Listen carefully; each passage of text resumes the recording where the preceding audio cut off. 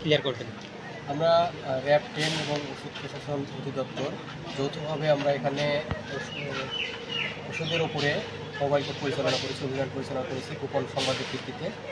আমরা এখানে 2টা কারখানাতে রেড দিই এবং একটা কারখানায় আমরা সম্পূর্ণরূপে অবৈধভাবে সব কিছু মালামাল পেয়েছি। বিপুল পরিমাণে ওষুধ এবং ওষুধ তৈরির সরঞ্জামাদি সহ সব কিছু পেয়েছি। এটা একটি নির্মাণাধীন 3তলা ভবন। আমরা মালিক পলাতক ছিল। আমরা এর মালামালগুলো সব কিছু জব্দ করেছি এবং এটা ধ্বংস করা হবে। আর কারখানাটি সিলগালা করা হয়েছে। আর পেছনে যে কারখানাটি দেখতে পাচ্ছেন, এখানে আমরা অবৈধ বেশ কিছু ওষুধ মজুদ অবস্থা দেখতে পেয়েছি এবং সেগুলো আমরা জব্দ করেছি।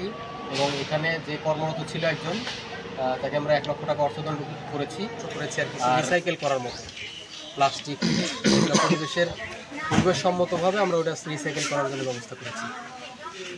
আচ্ছা, তো আমাদের আজকে সারাদিনের অভিযানে 3 লক্ষ টাকা অর্থদণ্ড, মোট 3 লক্ষ টাকা অর্থদণ্ড। আর এখানে হচ্ছে কাউকে তো জেল দেওয়া হয়নি? না, কোনো কারাদণ্ড দেওয়া হয়নি। প্রথমটা যেটা সিলগালা করেছেন, ওদেরকে কত জরিমানা করেছেন? সেখানেও মালিক পলাতক ছিল। ও, সেটাও মালিক পলাতক ছিল।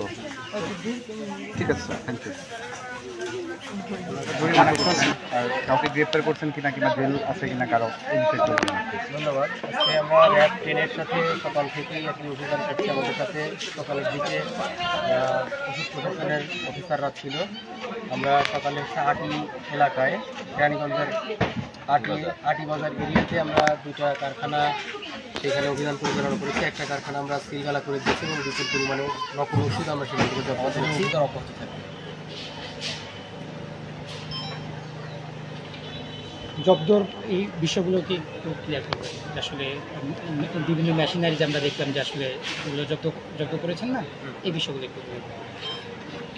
এখানে অবৈধ ওষুধের পাশাপাশি আমরা ওষুধ তৈরির যে বিপুল জিনিসপত্র, যেগুলো ভারী মেশিনারি কয়েল, সেগুলো আমরা জব্দ করেছি এবং এগুলো আমরা সরকারের ইয়াকে বাজেয়াপ্ত করেছি। আমরা পরবর্তীতে এটা ডিসপোজাল করা হবে। আর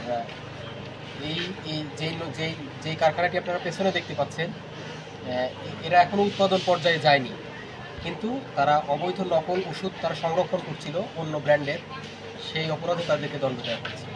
এমনিতে আবাসিক এলাকায় কি কোনো এরকম ফ্যাক্টরি বা কারখানা করার অনুমতি আছে কিনা? আসলে আবাসিক এলাকায় এই ধরনের আসলে ফ্যাক্টরি করার নাই, অনুমোদন নাই।